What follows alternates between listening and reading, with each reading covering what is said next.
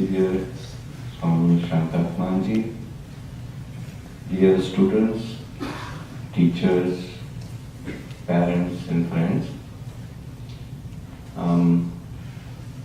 We are very happy, extremely happy that revered Swami Shantatmananda accepted our invitation to come, and even in his busy schedule, he came to bless us all, and he will talk on Swami Vivekananda's philosophy of education, and we are all waiting for his talk and his inspiring words. It's very fortunate, very busy schedule. I talked to him yesterday. He came from India, and then so many talks he gave within few days. It's not easy. I tell people that usually people come from India, they need a whole week for to get it over jet lag. And anytime you ask in the evening, says no, I'm so sleepy, I can't come. But here Swamiji is going around, giving talks, inspiring people, and we are very happy that he is here with us. I looked for Swamiji's biodata and some information. I thought definitely I'll get it on the internet. There are so many lectures, video clips, and I couldn't find. Even, on the Delhi website also I looked. Maybe I probably was not looking the right place. But then on the internet I found out a flyer from Texas, and that's the information I got. And I asked Swamiji, I asked late, but he just said, well, coming to Vidyapith, that's most important. The other are less important or not significant. So I couldn't press harder. So I'm reading from that flyers what information I got. That Swami Shantatmananda is a senior monk of Ramakrishna order and head of the Ramakrishna mission, New Delhi, India. Inspired by Swami Vivekananda's ideal of nation and character building, Swami Shantatmananda had initiated programs in the fields of disaster management, value education, women's empowerment, interfaith dialogue, and world peace.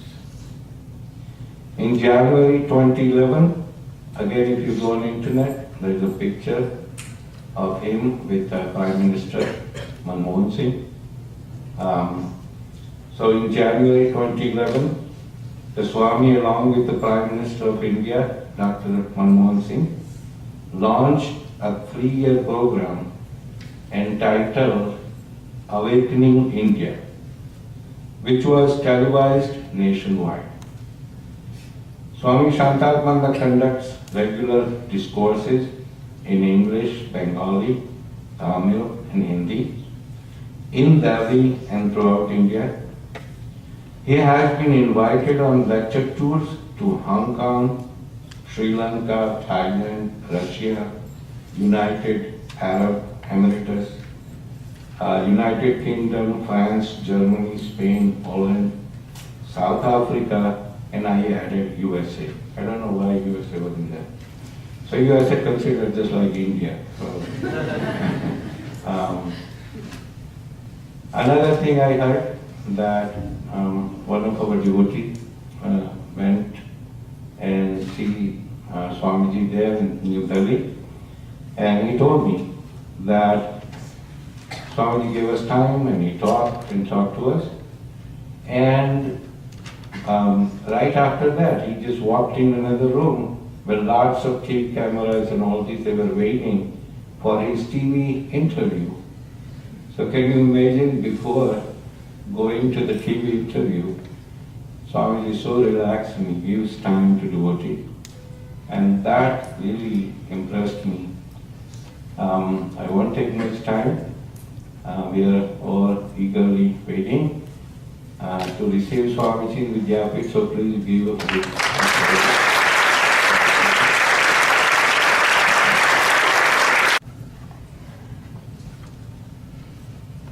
Om Stapakaya cha dharmasya sarva dharma swarupine avatara varishtaya Ramakrishnaya te namah Jananim Sharadam Devim Ramakrishnam Jagadgurum Padapadme Tayo Sratva Pranamami Murmu Namasri Yatirajaya Vivekananda Suraye Sachi Sukhasprarupaya Swamine Taparine. Respected Sri Mahendra Jani, parents, teachers, devotees, and finally the students, past and present of this very beautiful institution. I really feel extremely happy, blessed and fortunate to be here. I think this is one of the highlights of my trip to US here this time. This is the second time I'm coming to this country. I'm amazed by the response, the brilliant, shining, innocent faces of the children. I think all of you have already imbibed quite a lot of Swamiji, and I don't think much needs to be told about Swamiji to you, because ultimately life alone can change another life, and that way our Maharaj has been setting a great example by starting this beautiful institution and carrying on close to 4 decades. So let us give him a warm applause for this wonderful work.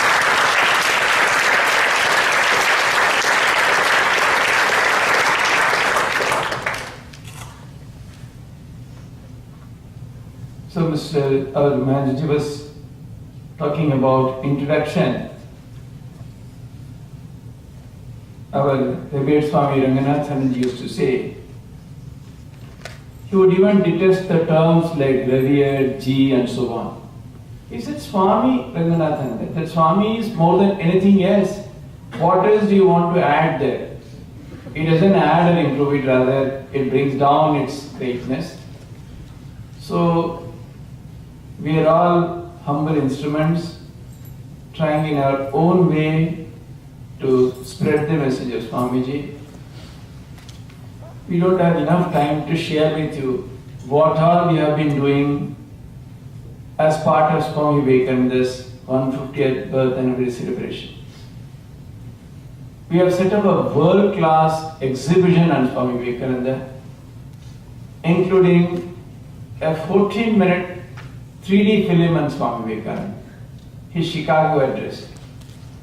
It's really of world standards. Those of you who come to Delhi, please see that film and see that exhibition. Right now, in fact, every day, almost every day, I talk to the resource persons there. We are on a program to train 1,000 teachers from close to 500 schools. You know, in the last 7 years, in fact, I am in Delhi for the last 7 years, we have been doing a lot of value education programs for school children mostly. We must have done several hundred programs, But they were all mostly one-off programs for about 45 minutes, 50 minutes. Number of schools came back to us asking for a more detailed program. So as part of Swami Vivekananda's 150th birth anniversary celebrations, we started developing a major program. As a prelude to that, we conducted a pilot program of 5 modules, each for about 40 to 45 minutes. We did this in 50 schools, 250 sessions in all. The response was amazing. That encouraged us to launch on a more detailed program. Currently, we are developing a 3-year graded value education program for students in classes 7 to 9. That is in the age group maybe 13 to 16 or 12 to 15. Each year there will be 16 sessions of about 40 minutes each to run for 3 years. So we are training by batches the teachers. We have got our own master trainers trained by those who developed the program. Now presently teachers are undergoing training in Delhi. That's why half of my mind is always there. I talk to them almost every other day to take the feedback, how it is going on. So so much needs to be done, so much needs to be done. There's such enormous scope, there's such tremendous demand. So in that context, I really appreciate this extraordinary work. Why? Because many of our children come here because their parents are here, many are born, they study, they develop. But then, if they know something about their culture, heritage, their own roots, what exactly is it in the Indian ethos, tradition? What is so special? Why this country was considered so extraordinary in the past? So in that context, the children need to know about all that. And along with that, I think many of the parents and the teachers are all getting such exposure. It's really worthy, praiseworthy. Swami Vivekananda, his one dream was India. Day and night he dreamt about the country. Because, as you all might know, he went on a parikrama, padayatra, of virtually the entire country soon after the Mahasamadhi or the passing away of his Guru, Sri Ramakrishna Paramahamsa. He was appalled to see the condition of the masses. The country, which was once considered one of the foremost nations of the world, was languishing in such poverty and such ideas, such queer ideas, such strange ideas about religion, about life. So he was deeply pained and he wanted to do something about it. Of course, whatever he did was all out of an extraordinary spiritual experience or a revelation. So he was really searching for an answer, for a solution, for a formula, what exactly he should do. And to a major extent, he got an answer. When he went to Kanyakumari, he had no money to pay the boatman to take him across the waters to a huge rock in the middle of the sea. He swam across the shark-infested waters and reached that huge rock where today stands a magnificent monument in his honored memory. There he sat in meditation for 3 days and 3 nights. He had a clear revelation. It was revealed to him as to where exactly his future lay, what was he to do to regenerate the country? It's all a very big story. You don't have time to go deep into it. But you must understand, it was an extraordinary concession on his part. He was not a person who was restless, who was looking for some engagement or occupation. He was given to deep meditation from birth. That was his most favorite game. When his guru asked him, what exactly you want to achieve? He said, I want to remain deeply absorbed in meditation, in samadhi, and come out now and then to have a morsel of food for the sustenance of the body, and then dive deep again into meditation. That was his real nature. But his guru did not approve of it. He said, what a small-minded person you are. I thought you will become a huge banyan tree, under the shades of which thousands of Scotch souls would take shelter, and you are thinking about your own mukti?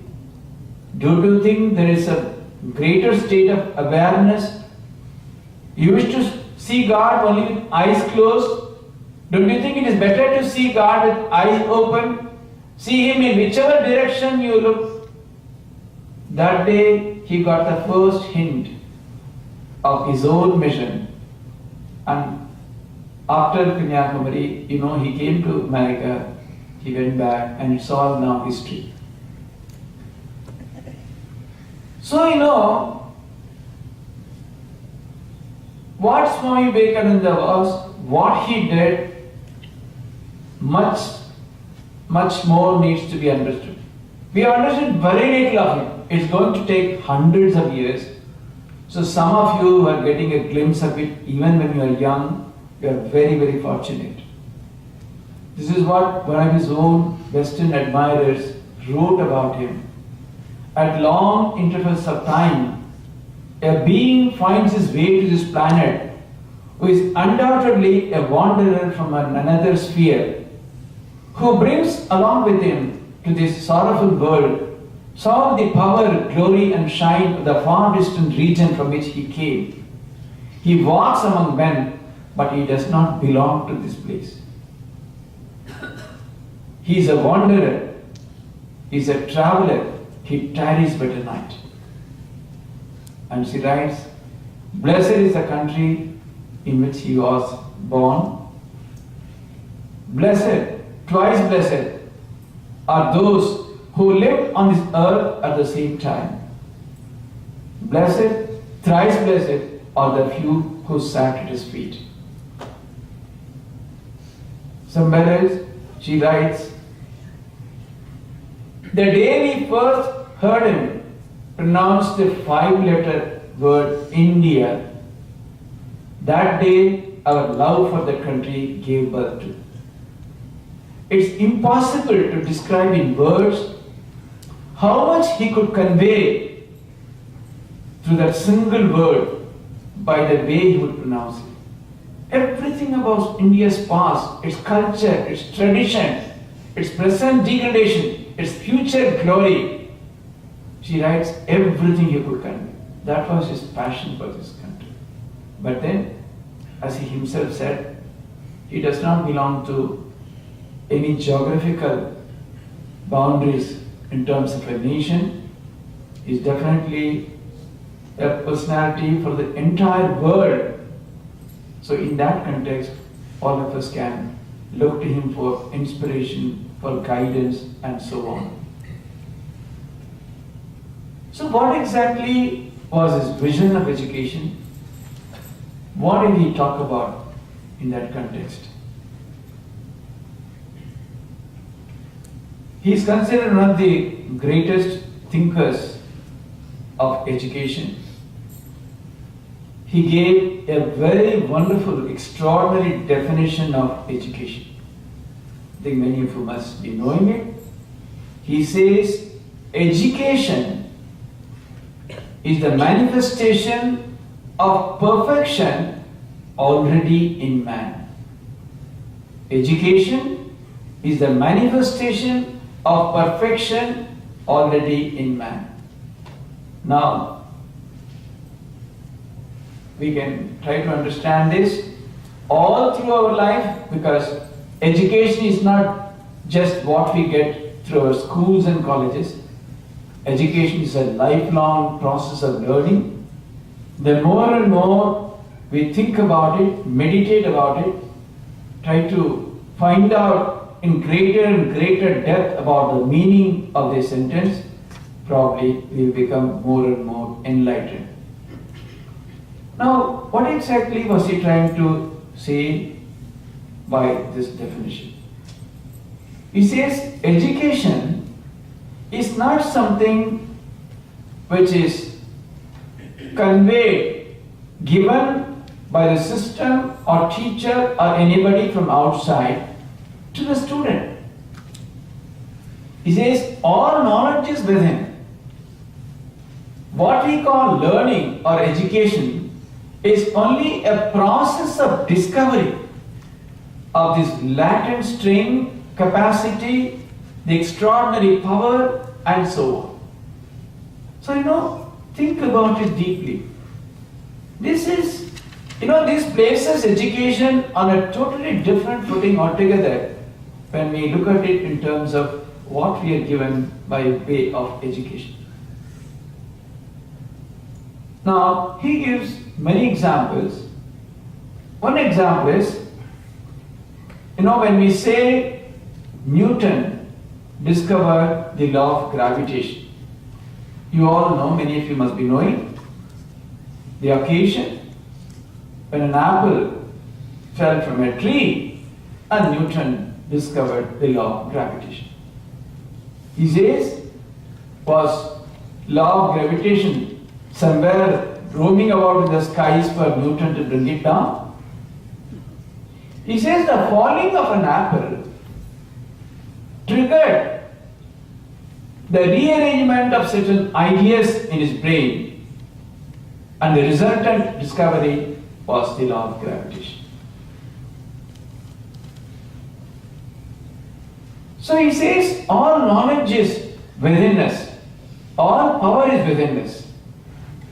The teacher, the system, whatever is given, they are all only facilitations helping you to manifest that extraordinary power that is within you.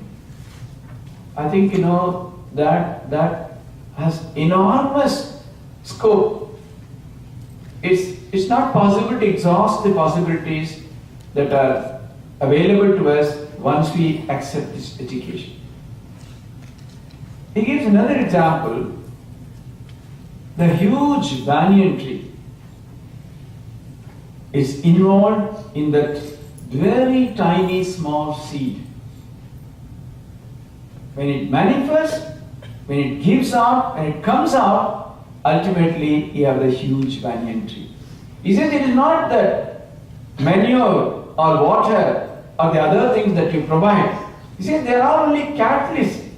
If this was not involved in the seed, anywhere you heap food, other things, will you find any growth? Rather, the place will only stink, and then you'll have to do something to clean it up. So, whatever is there, it's all available, it's all within us. Through system, through education, through teachers, through institutions, we only facilitate, they all act as catalysts to manifest this latent power and inherent power. So now again and again he would say the importance of man. By man he meant human being. Mostly in this country there is so much, immediately people would come with flags saying that there is gender inequality and so on. I mean, those days they were not so much worried about the word. By that he meant the human being. He was so concerned. He would again and again say, take care of the human being, take care of man. Everything will come automatically. That's why he talks again and again about man-making education, character-building education. Prepare the student for that.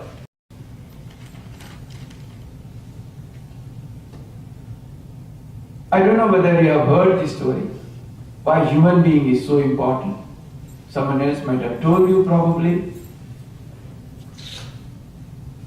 There was a young student, maybe about 7 or 8 years old. His father had purchased a very beautiful world map. It was really good and it was very important for his father. So he was working with it one day in his study room, and then he went out for a few minutes. The young child was very restless, was just looking at it, handling it, playing with it. But then when his father came back, he saw the child had torn it to pieces. Sometimes the children, when they are very young, you can't explain why they behave in a particular fashion. But he was so angry. He said that I am giving you this tape, sellotape. I give you half an hour or 45 minutes. You're going to fix it, fix the pieces properly. Otherwise, I'm going to turn you out of the house and put you in an orphanage. He went out. Of course, after some time, his anger was by and large removed. He was much more calm. In about half an hour or 40 minutes, he came in. And he was amazed to see that the child had fixed all the different pieces so correctly. Of course, the map had lost its original shine and sheen, but then that was more or less enough for his work because the pieces were all in perfect position. He said that you have just started going to school. How do you know about the position of different countries in the world and how could you fix it? Now the child only smiled. Papa, I don't know anything about the world, but even as I was playing, I saw the big figure of a human being on the other side.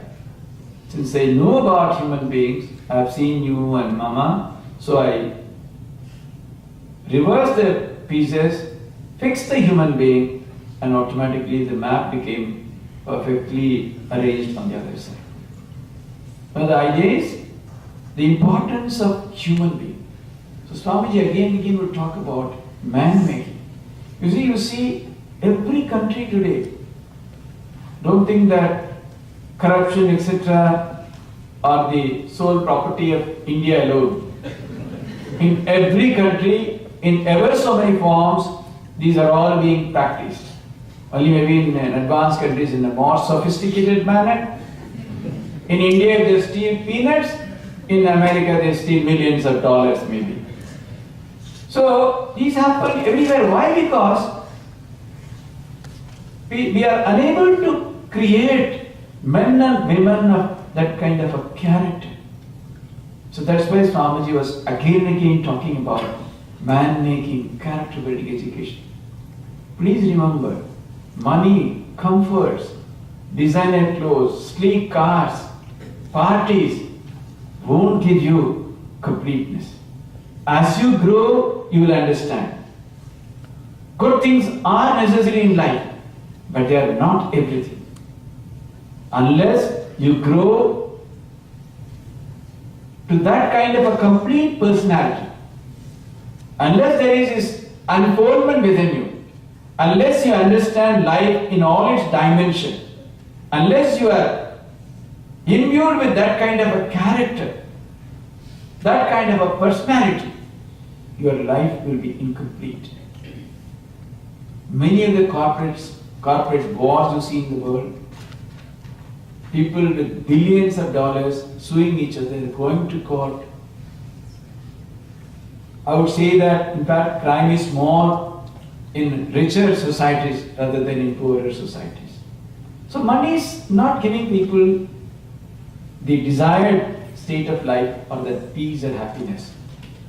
So we should, even when we are young, we should try to build all this in our life. It's very important. Wherever you might live, it hardly matters whether you're in India, United States, or Europe, or Canada, anywhere. Once you have all that, then wherever you are, you will really be a complete person, happy and deeply satisfied. You lead an integral life.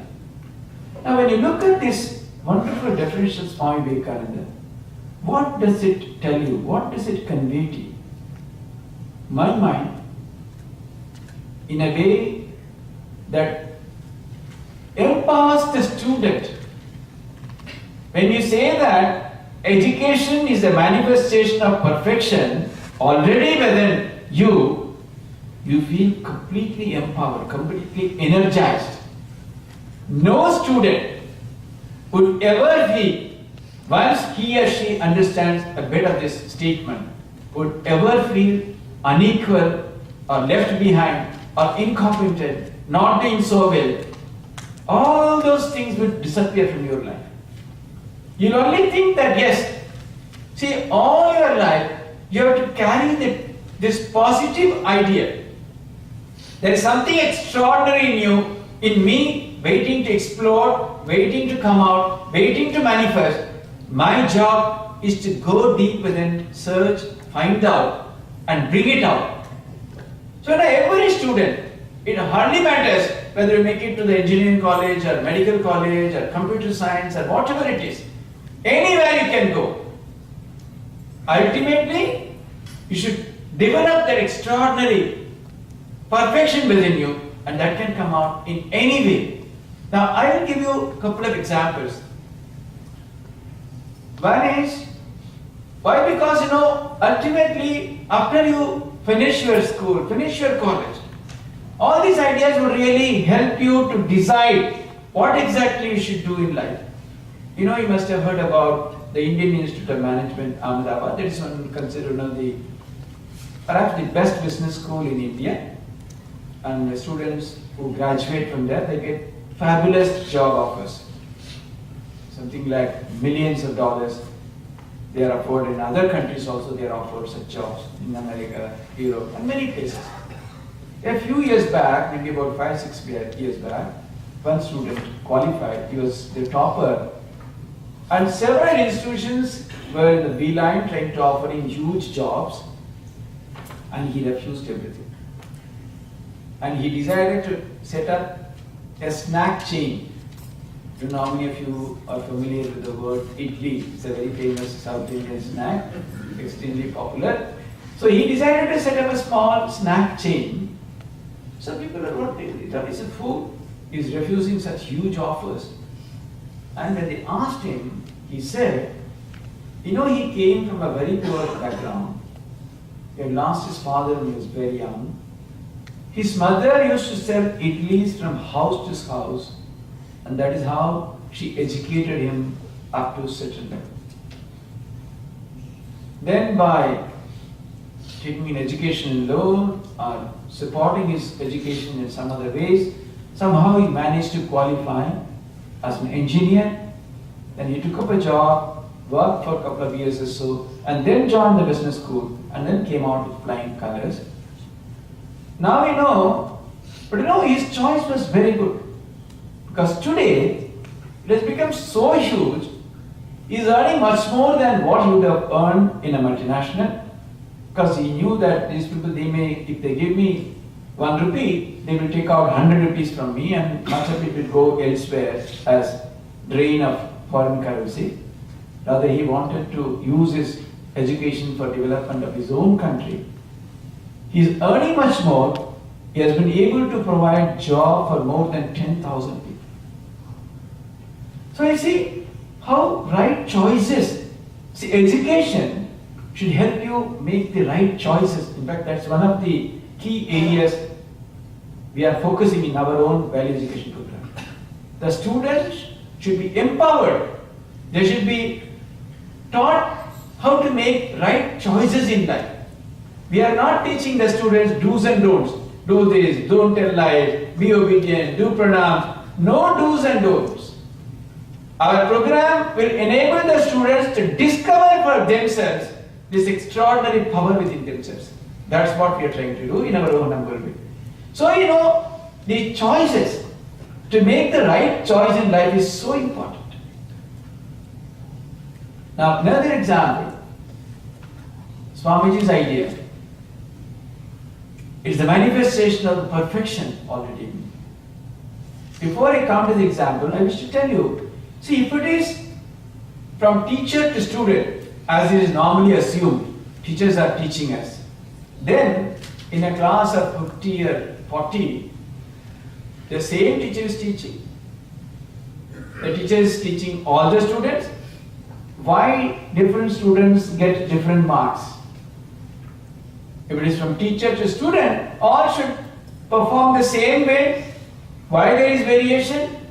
So there is a clear logic in what Swami Vivekananda says, that it's not conveyed from external source to the student.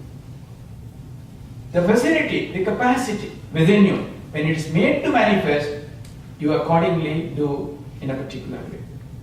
Now regarding this idea of perfection, why I am saying, how often students, even bright students, if they are unable to get into a particular institution which they are targeting, either due to peer pressure or some rosy idea which they might have developed, or their parents might force them to enter into, ultimately when they don't make it, they are so depressed. There are cases of even students committing suicide. Now if you understand this idea of perfection, you will never ever make such a mistake. Now in England, there was a small girl, about 6 or 7 years old. Her teachers finally gave up their attempts to teach her. They called the parents and said, you see, your child is so restless, you need to show her to a psychiatrist. I think probably in America also, the teachers are under as much pressure as the students. They have to constantly monitor, they have to give reports, otherwise their job is at stake and they will be in difficulty. So they quickly, at the earliest opportunity, they refer students to psychiatrists and this and that, counselors and so on. So the teachers quickly told the parents, no, she needs to be counseled. So they took her to a very famous doctor. The doctor talked to the girl and then told the parents, we leave her alone, let us go out. So the parents and the doctor, they went out, and from just outside the room, they were watching the student. The doctor arranged that a dance tune to be switched on when they were away. The moment the girl heard the tune, she was dancing beautifully.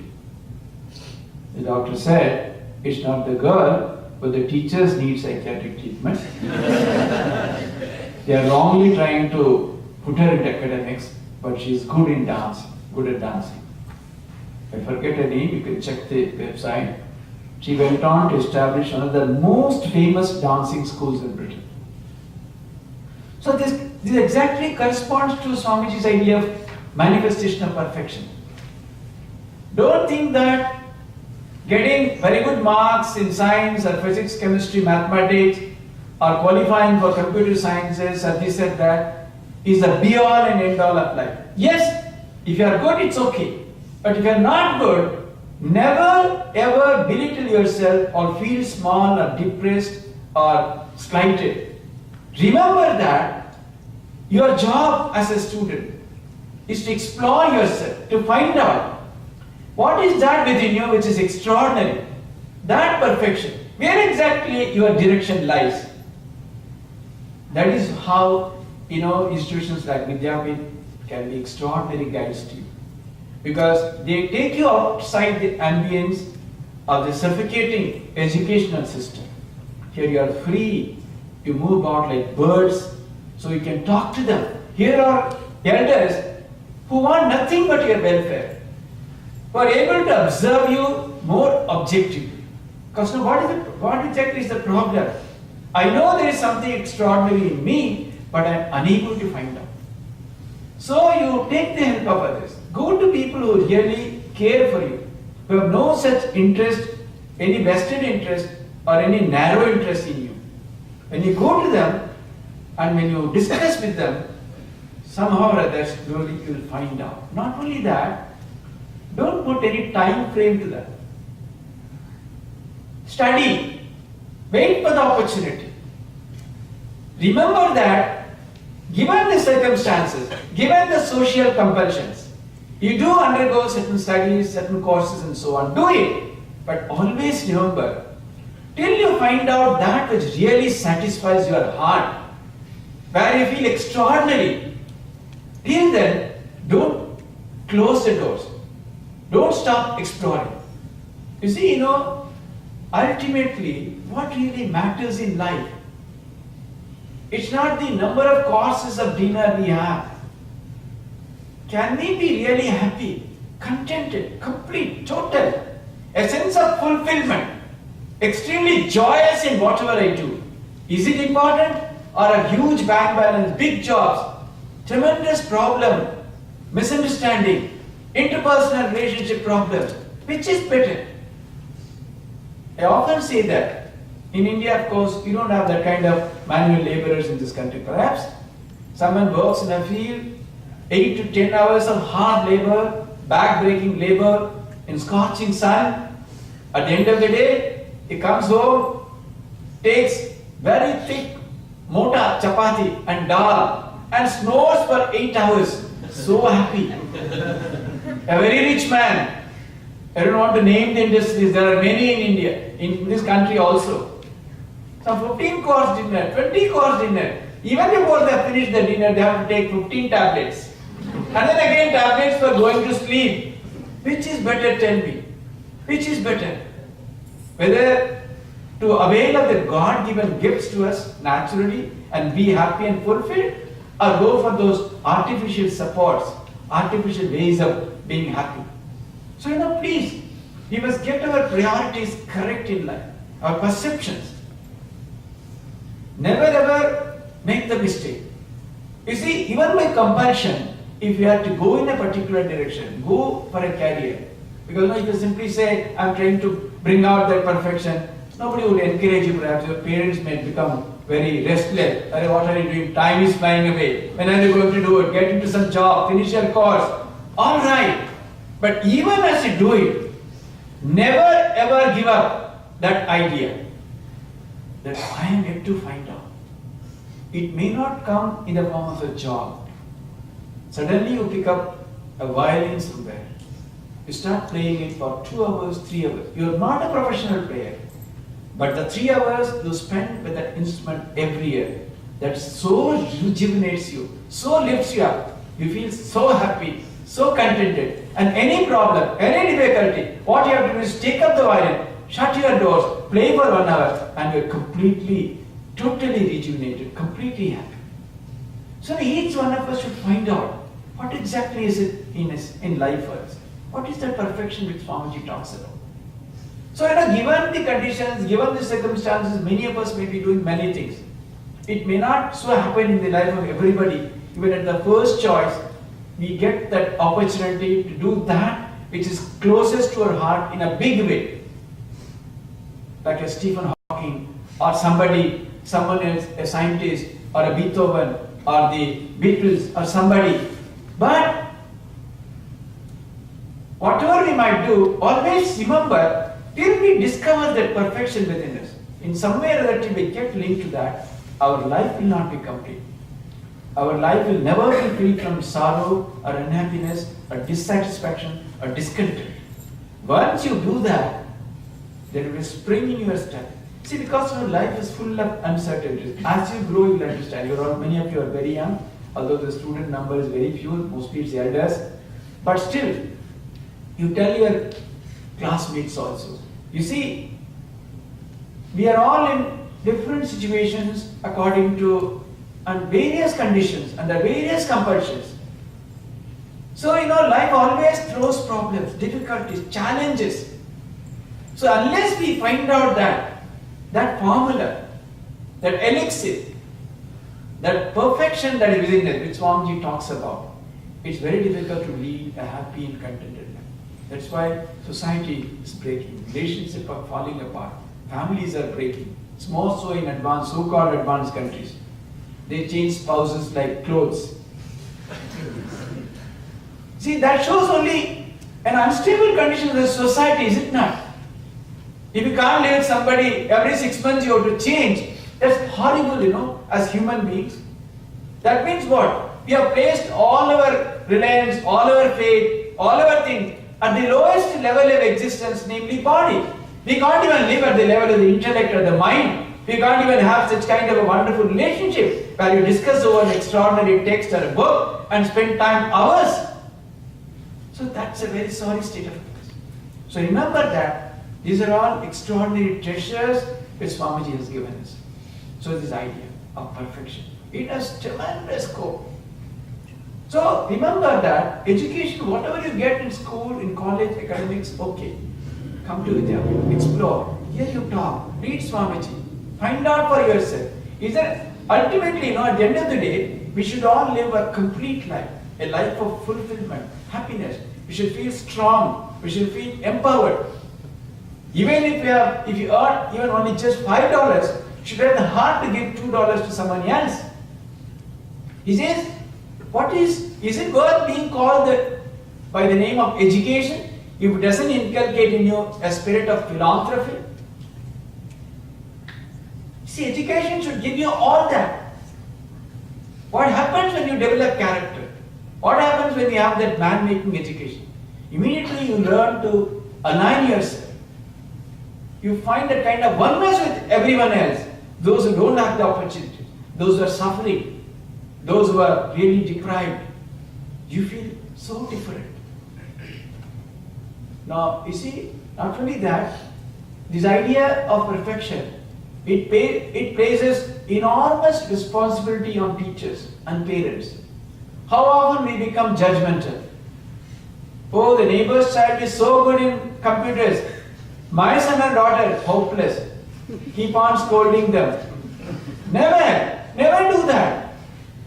Allow the child the space to explore, to find out. Encourage all the time. I read briefly a very beautiful book by an American author, of course. She is partly from India. I think her husband is an American. Spiritual parenting. She says bringing up a child is a spiritual experience. Again and again in the book, there's the only thing she stresses. Never ever underestimate. Never ever become judgmental. Find out what is extraordinary in the child. So, teachers and parents, we have to be extremely alert, extremely cautious.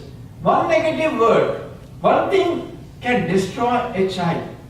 It can make such a dent, such a deep scar in the child's mind. So never ever do that, because each child is an extraordinary creation of God, and each one there is a possibility.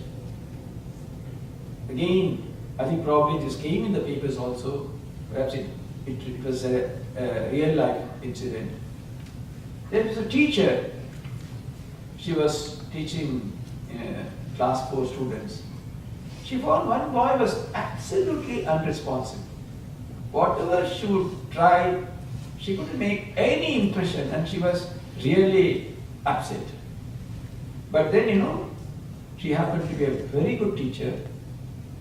So she went back, because that boy had joined the school only that year. She went back to his previous school and got hold of the records. Then she found the boy was a topper in class 1. In class 2, his mother was admitted to a hospital. She was in and out, and his studies dipped. In class 3, it was diagnosed that she was having cancer. It was getting worse. He was paying less and less attention to her studies. When he was in class 3, she died. And then the school, they gave a very poor result, and then he got transferred to the new school. So now she understood why this boy was like that. Very soon there was Teacher's Day. I think all the students take gifts to the teacher. So the boy also had brought something. In a crumpled newspaper, there was a bangle, and there was a half-used scent bottle in that. She put on the bangle and proudly displayed before the entire class, "I've got a wonderful gift today." And she was quietly watching what is happening to the boy. And she applied a little of that scent and said, "Oh, it's such a beautiful, wonderful scent. It smells so great. She saw just a drop of, a trickle from the boy's eyes. She knew that her job is done. Now, when she went to the teacher's room that day, she found somebody had inserted a small piece of paper from below the door, and it was written, "Ma'am, you smelled like my mom today."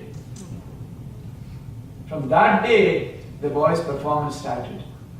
He once again became one of the toppers. And then, he went to college, then he became a doctor, and then he was in correspondence with this teacher. Then he sent her his wedding invitation and wrote a beautiful letter. "Ma'am, you changed my life." Even as she was reading that letter, she was shedding tears. "My son, you opened my eyes. If only I had not gone back to find out what was really the matter, I would have committed a blunder." So now how teachers, parents, how all have to be so careful. Each child is so special, so important. Not only that, every person we come across in life is that way, but particularly because many of you are given the responsibility of handling young minds, children.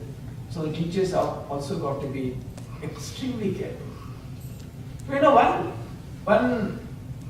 One more idea I'd like to give you before we close, or perhaps I leave you some time for question and answers in case you want to ask something. If our manager would allow that. You see, one of the things which Swami Vivekananda says, through all that, the idea, when you become really empowered, when you really become that kind of a person with that kind of a man-making, character-building education, that inculcates in you a tremendous sense of philanthropy, service. It is so important in this world. All of us, normally we think it's only in terms of giving money or some medicine or something. Everything. Even offer a little consolation. Listen to somebody. Allow someone to open out, to speak out. Even that is a service. So even as we grow, it's so important, this idea of unselfishness, the spirit of service, which Swami Vivekananda again talks about. Even as young people growing up in a small way, or if you can, imbibe. He says unselfishness is extremely paying, extremely rewarding. Now, two things are very important. We shouldn't look for rewards at all when we do it. That's very important. And then we should not set any time frame. Now again, I will close this with a real life incident. There was a boy from a poor family. Actually, it happened in this country. He was supporting his education by distributing newspapers in the morning. He would distribute for a couple of hours, and that income would support his education. One day, after the morning's work, he was so tired. He knocked at the doors of one of the houses in the street with the idea of getting some water to drink. A young middle-aged lady came out and she said, "Madam, can I have a glass of water?" She saw that this boy needed more than water. She brought a glass of milk and gave. So he took the milk, all right. Of course, in this country, no one accepts freebies. So immediately he said, "Madam, how much should I pay for it?" He said, "My son, God has taught us not to accept anything for service rendered. I wish you all the best." And they departed. Now, after some 10-12 years, this lady became extremely sick. So she got herself admitted to a hospital, and initially they were not even able to diagnose what exactly was the problem. Finally, they set up a medical board, and it was found out that she needed a very complicated and difficult surgery, where the success rate was very low. Practically all the members of the board were refusing. Finally, one young doctor agreed to do the operation. She was operated upon. It was a success. She was convalescing and the doctor was also visiting her regularly. She was about to be discharged and they suddenly saw that there was something not in order in her insurance papers. So much so they said that you need to pay $50,000 because you can't get this claim. Your insurance papers are not all right. She was so affected, so sorry and so depressed. She said it would have been better if I had died of that illness. I don't know when I'm going to repay this debt. I have to pay for this now. So even as she was thinking about it, the manager who brought the bill said, Madam, the surgeon says he has forgotten to include one or two items. So he has asked for the bill again. She said, as if the agony is not enough, they want to pile more, it's okay. Anyway, it has gone beyond my limit. What does it matter? It's 50 or 55,000, doesn't matter. But then he brought the bill back, and even as she was going through that, she was shedding tears because in the corner it was written, fully paid with a glass of milk. The boy who was vending newspapers slowly went on to study medicine. His name was some Dr. Robert something. Came the papers also. Then when he saw in the medical board the photograph and other papers, he could recognize this is a lady whom I met several years ago. So, Swami Vivekananda says elsewhere, unselfishness can be extremely rewarding. When any small act rendered with the true spirit, because it's all part of a cosmic law, it's all part of the world, the way it is arranged. So it's always wonderful, extremely good to develop some of these ideas, some of these qualities, so that we become true human beings. We develop in an extraordinary way, so that we become a blessing to mankind. Our friends, family, institutions, our school, our alumni, everywhere. You might have seen there are people who are welcome in all companies. Everywhere they welcome them because they have developed in a small way. So at the end of it, I think this is what education should make us. First of all, perfect in our own way, plus imbued with such an extraordinary sense of fellow feeling, concern for others, for our country, for our society, for our relatives, for everybody, as always looking to make ourselves in some way or other, we have some help, some assistance to others, in whatever way it's possible. Even as soon as we grow up, I think some of these values should imbibe in our lives, and that's what Swami Vivekananda expects from all of you, and that is how all of you can become wonderful citizens and really be a blessing to mankind. Thank you very much.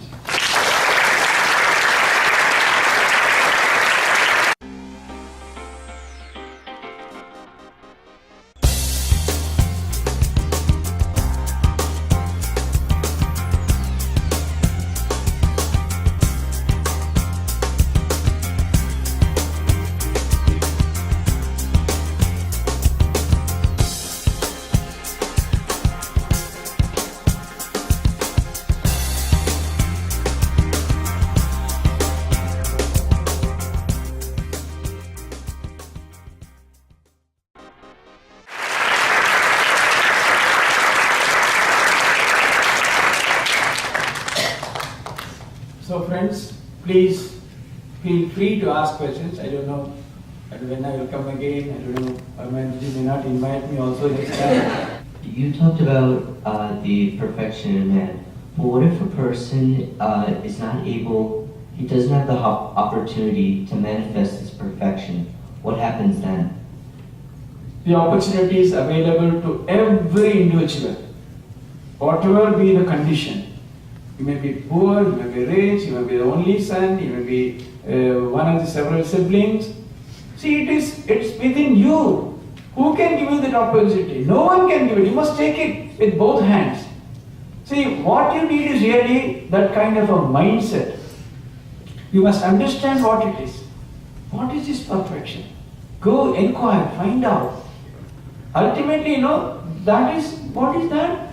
That which will give you a sense of completeness, a sense of fulfillment. Whatever you will be doing in life, at the end of the day, if you feel very happy, very satisfied, very content, so in some way or other, you have manifested that perfection. See, it can't be defined as playing violin or tabla or singing or becoming a computer specialist or a surgeon or an engineer. Can be anything. For someone, gardening may be a way of expressing the perfection. For someone, singing, people may say he has the worst voice.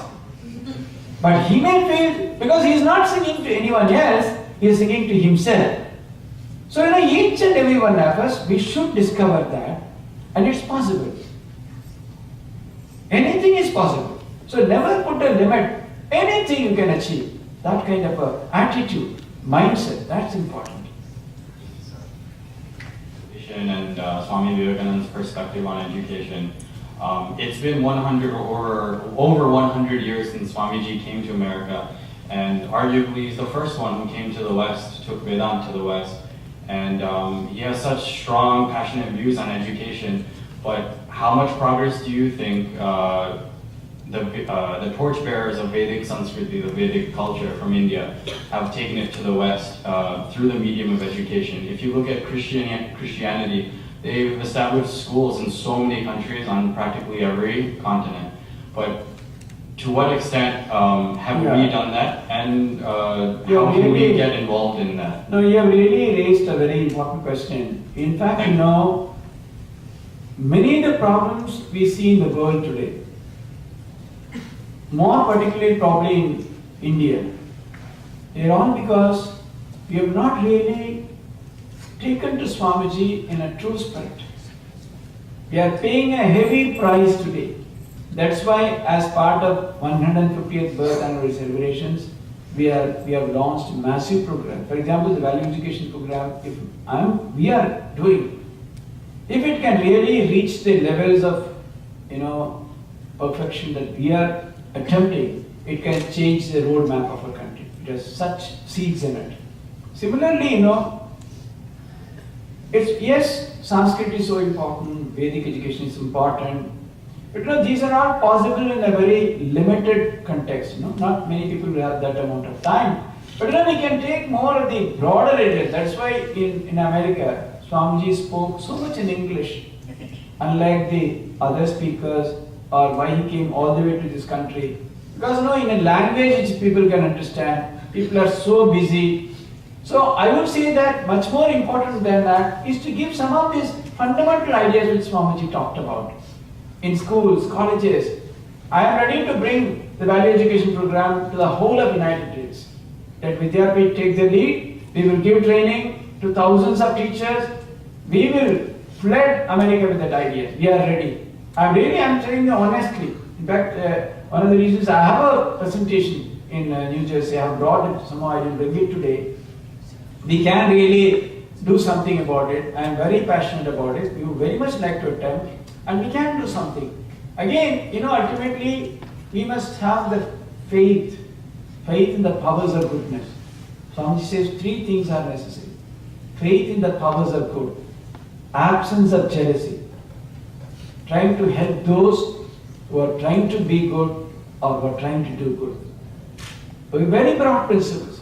Probably all of us can contribute enormously. So we must try, must not lose hope, and then ultimately, there is always a higher power guiding the destiny of mankind. But all of us in our own humble way, just as the squirrel in the Ramayana just carried 2 grains of sand for Ramchandra to build the bridge. So we are all like that. We can make our own humble contributions. Definitely, I am very passionate about it, and we are already thinking of bringing that program. That can make a big change to this country also, because it is so universal. We are not giving any religious content to it. Again, we are only telling the students, whether it is an American student or an Indian student, anybody, the idea of perfection, the idea of manifesting the possibilities within students is equally applicable to all. So we can work on that certainly. here today. I guess my question had two parts. One is that, is the idea then that in any educational endeavor that we have, we should try to manifest that perfection, that we should try to seek perfection, and in that sense, never blame any teacher for not teaching well. It's always just a reflection of how well we're studying or paying attention or anything like that. And then the second part of that being that if we ever find that we aren't perfect at something or that something doesn't come naturally to us, then is it better to stop that and look for something else? Yeah, you have put it very beautifully. It's always good, not only teachers. One of the greatest problems with the mankind today itself, we are always trying to put the blame on others. So whatever comes, you take it. See, by focusing on the negative sides of it, even what it is the teacher teaches, you are already closed. The moment the teacher comes, you know that she's not or he's not going to teach well, and you don't take even whatever that person does well. So take it, but always remember that your life will be complete. In somehow or other it will come. If you're always open, if you're always willing to learn, if you're ready, definitely you'll make it. So let us not, whatever is available, see something which we cannot change. Why should we bother about that? So as far as possible, we should try to focus on our own abilities, strengths, capacities, how we can supplement it if it's not coming in one direction from one place, how we can gather it from elsewhere. That's one thing. Number two, as you rightly said, now this is a very important question. Supposing we are doing something, we are trying something, and then you find that now there are two aspects. One is, one is the pragmatic, practical world. For some reason, you are pursuing something. If you are pursuing something with a very limited objective, namely to eke out a living or to complete something, that is something which you cannot altogether give up. But you are pursuing something with the idea of this perfection, then there is a question of choice. Supposing, it's not academics, supposing your parents want you to learn classical music, you are trying, but your heart is not there, then you should really give it up and find a perfection elsewhere. But in certain practical matters, like, otherwise it becomes even then everybody will make it. But then time, peer pressure, others, all that will outweigh the other positive sides in you and you may miss the mark. So maybe it's necessary, even when you are pursuing a particular academic section or segment or academic course, that's okay, but something that you are doing out of certain amount of compulsion or given the circumstances. But if it is not really your true calling, if you find that that's not where your heart is 100%, yes, you do it for pragmatic reasons, but always look out for that which would supplement that. See, supposing you are the breadwinner of the house. Obviously, you can't say that I will find perfection and make everyone starve.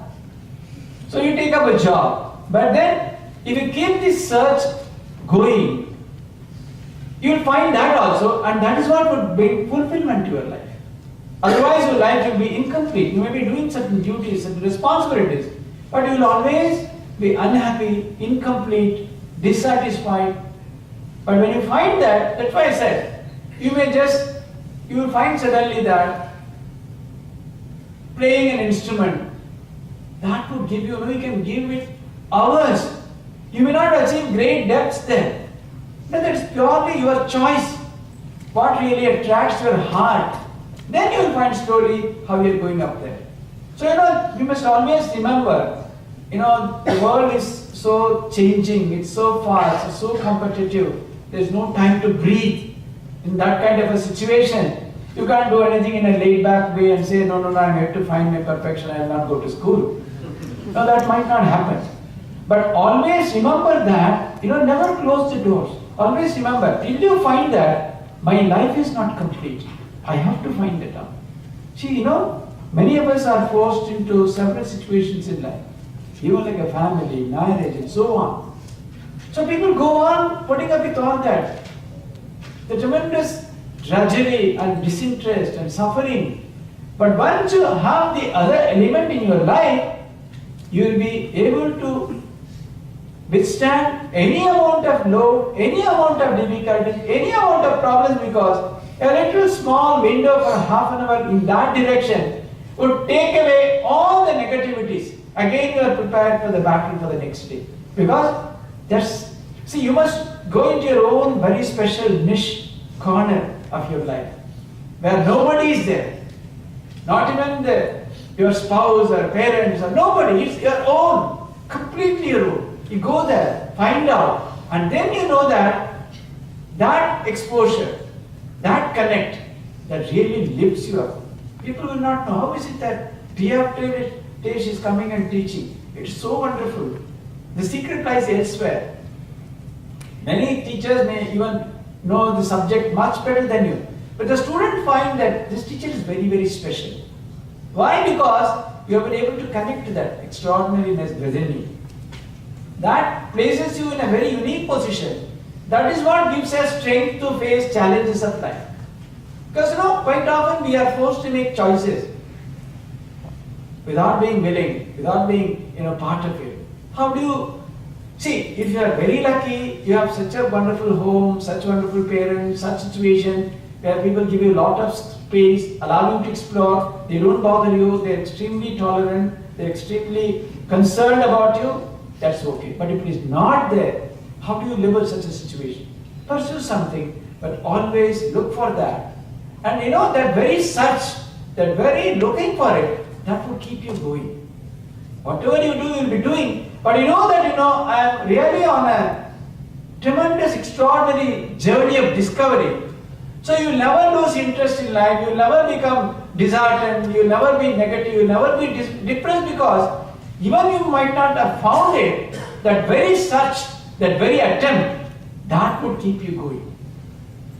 Then you will find that you have something to live for every day.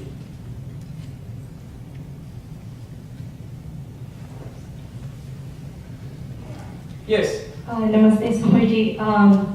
So as an alumni of Vidyapith, I felt that we've attended Vidyapith for so many years, and after going to college, there's always the question of how should we spend our time, like paying it back to the institution that we came from, or paying it forward to whatever city we're in college, or the environment we're in there. So how do you suggest we reconcile giving back to our past, but also moving forward? Yeah, see, it's not at all difficult.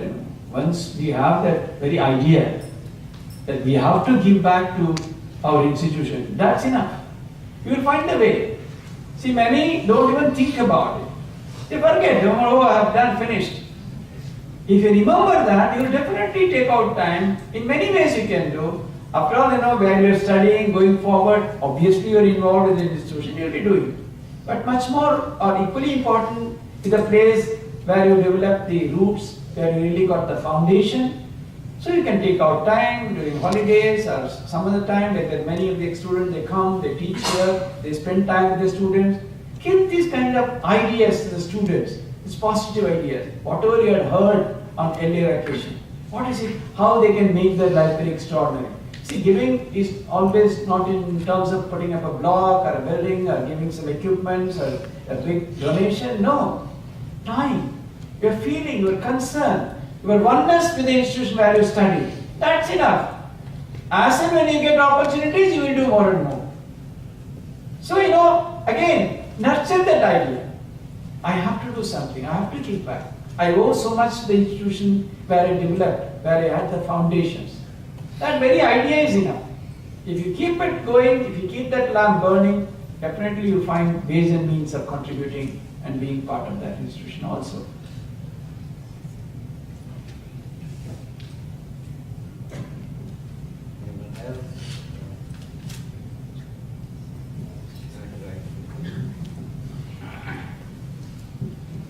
So thank you for telling us about the program that you launched in India.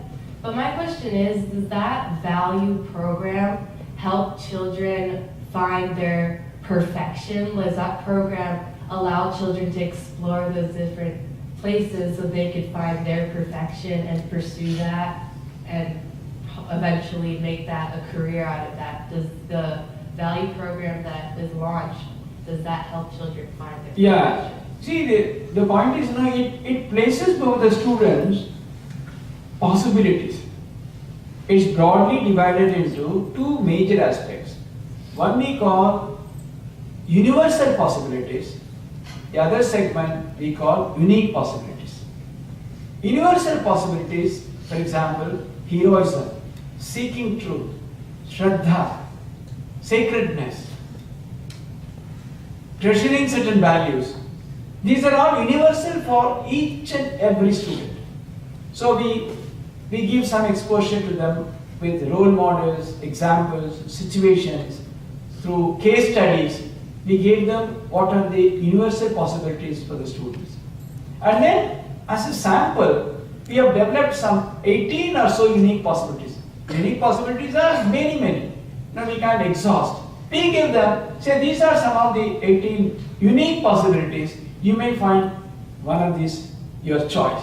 So basically we give them the idea that how you should explore, what all you can do. And because it's not an encyclopedia of all the possibilities. It's not possible to do something like that. We give them sample. About 18 possibilities or so we have listed. We try to tell them that these are some of the areas you might be interested in. You can look at them. But then more importantly, we concentrate on the universal possibilities. They say that once a young mind is established, it becomes aware of these universal possibilities, then it's just a matter of time before it manifests one of the other unique possibilities available in the world.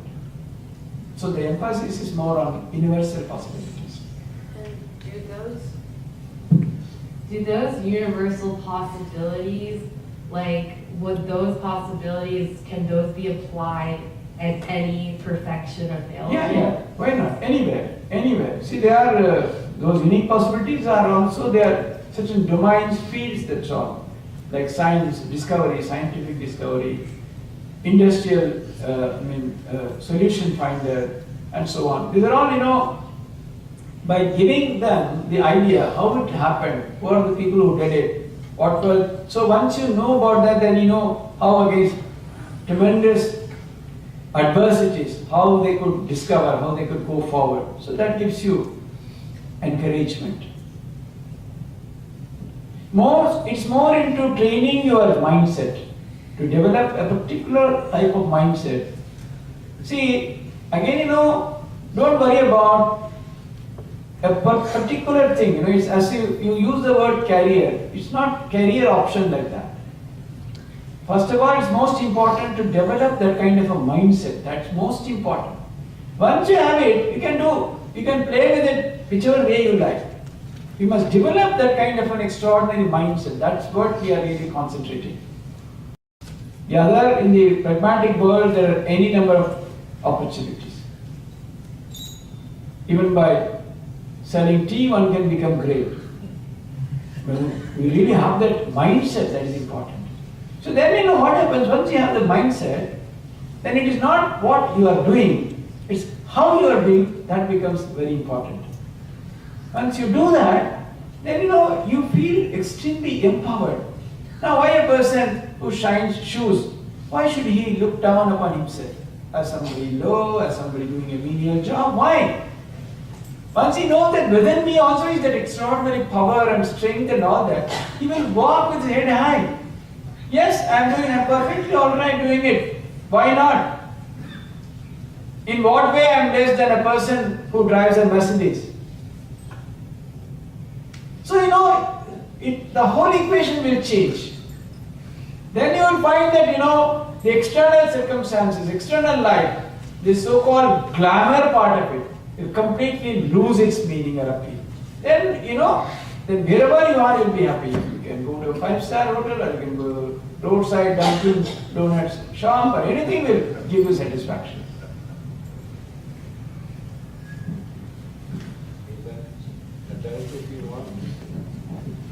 Thank you so much for an enlightening talk. Actually, then I feel that this is tied so closely with dignity of labor, which we find more in West. Yeah, everything is included there. Dignity of labor is it's a very small way of putting it. It's more and more the recognition of one's own extraordinary strength, power, capacity. Swami Vivekananda gives a very beautiful definition of human soul. Many people must be knowing it. I can repeat. It says, each soul is potentially divine. The goal is to manifest his divinity. And then he gives certain processes. And he says, be free. Freedom. Once you feel empowered, you become free.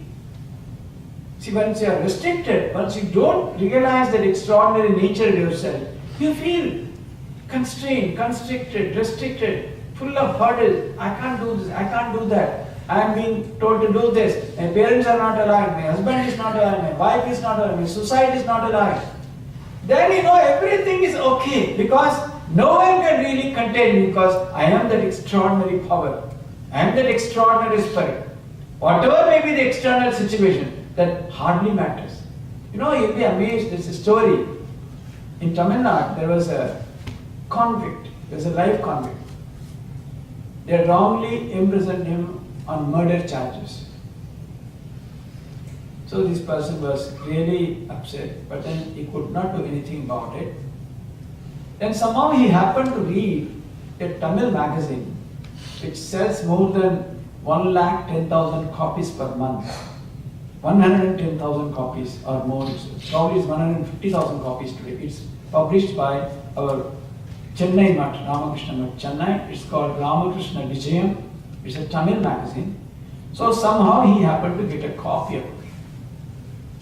Then, you know, he read about Sarada Devi and immediately he understood that it doesn't matter at all.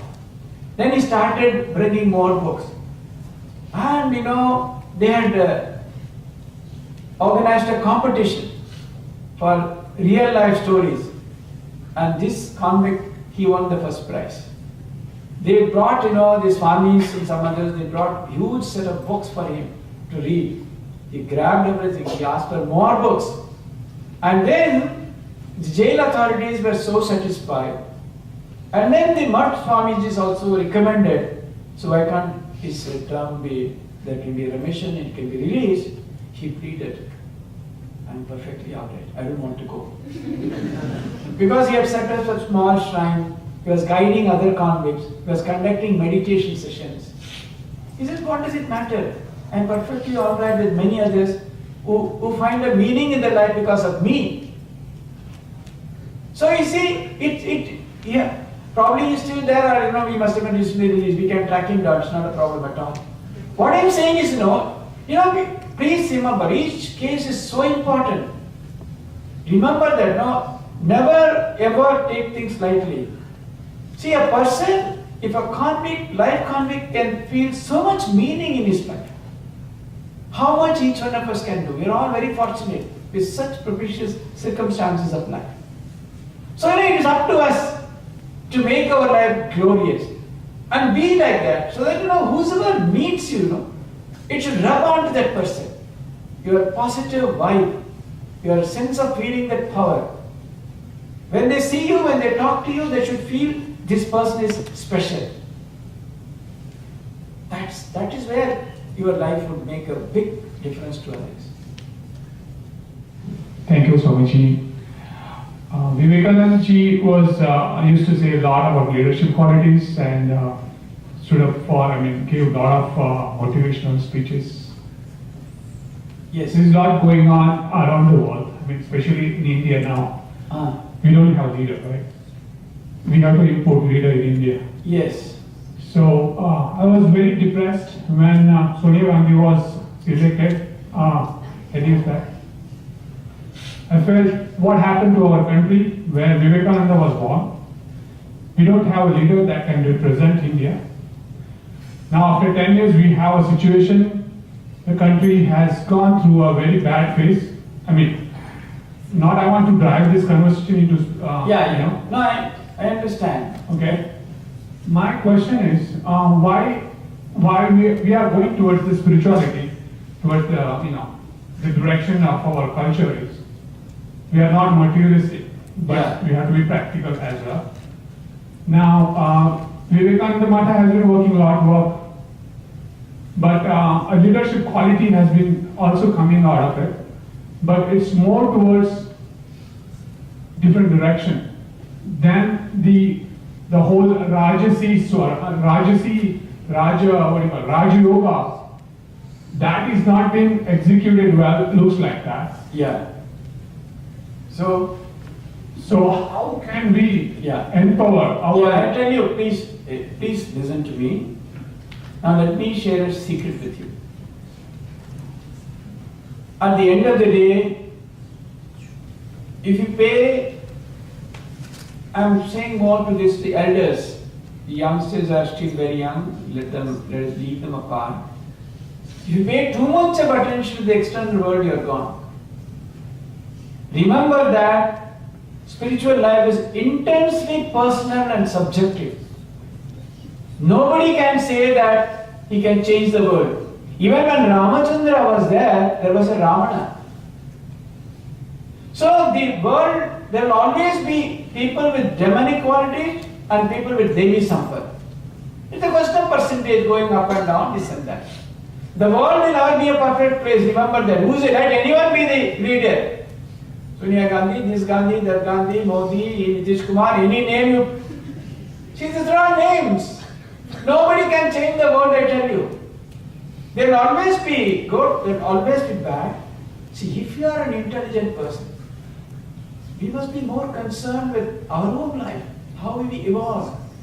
Then in the process, yes, some good can come. But if you leave the individual and only look at the objective world, you are completely gone, nothing will happen. Do you think that you tell me any country, any place in the world where it is perfect? There are millions of people criticizing Obama, there are people who are praising him, they say Bush is okay, somebody is okay. Where is the end to all that? To go on. But I am not saying that there should not be good leaders or there should not be order in the society. Everything will happen. We should all contribute. We should work.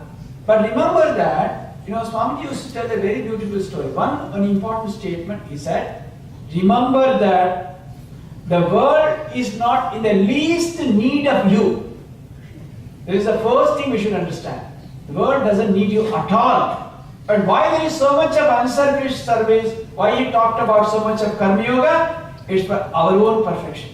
If you want to become perfect, you do it. If you think that you are going to make the world perfect, it's a big zero. And number two, he used to tell a very beautiful story.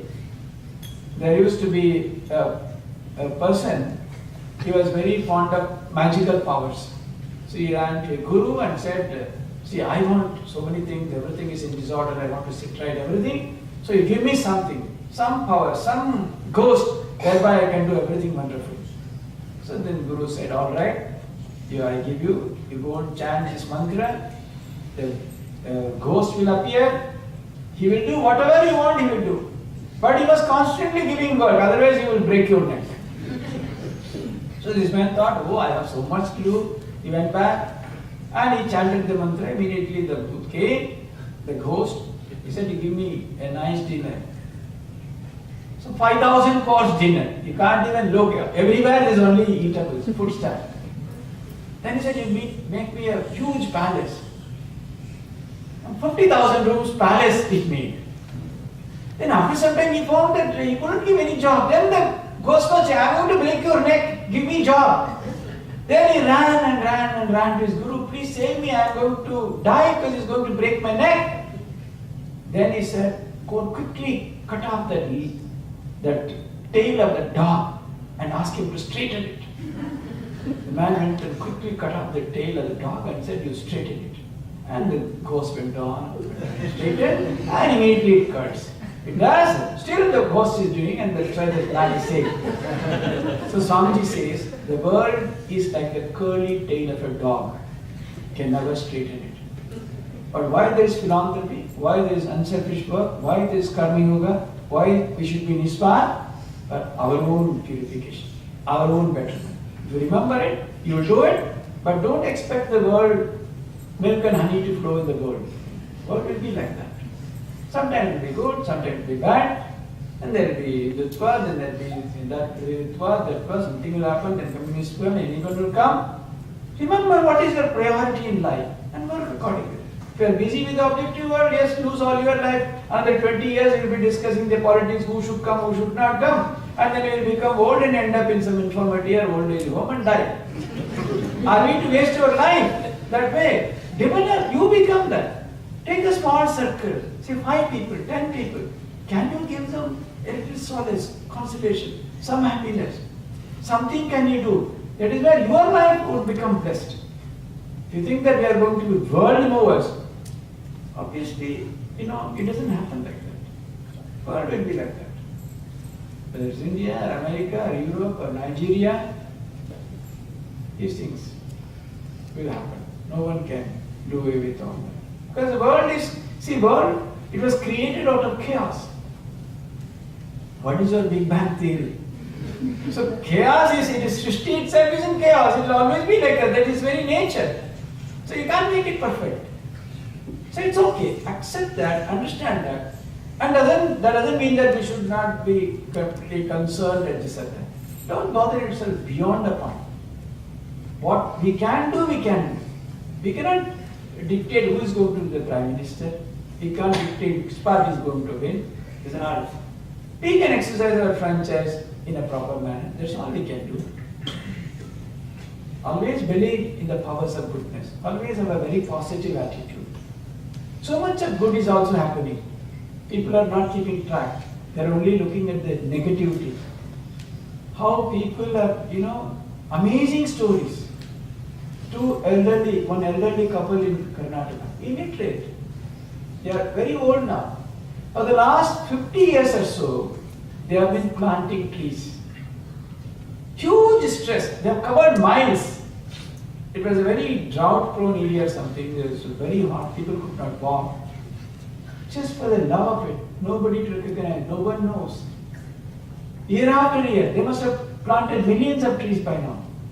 Should we admire them? Or should you worry why Rahul is Prime Minister, Indira is Prime Minister, X is a Prime Minister?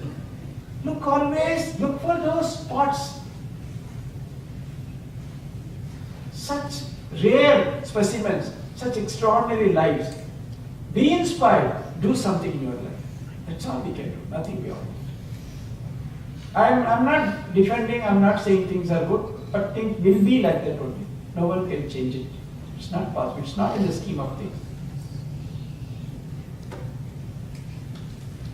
Thank you. Okay.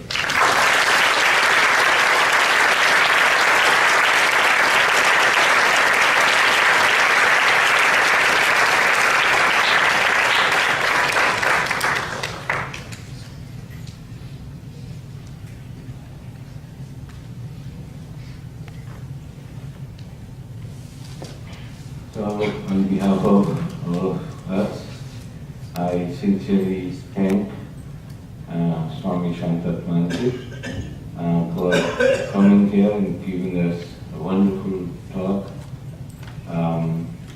And very clearly, he talked about the fundamental aspects of Swami Vivekananda's philosophy of education. And also question answer added and cleared up many things. So again, thank you Swami for coming.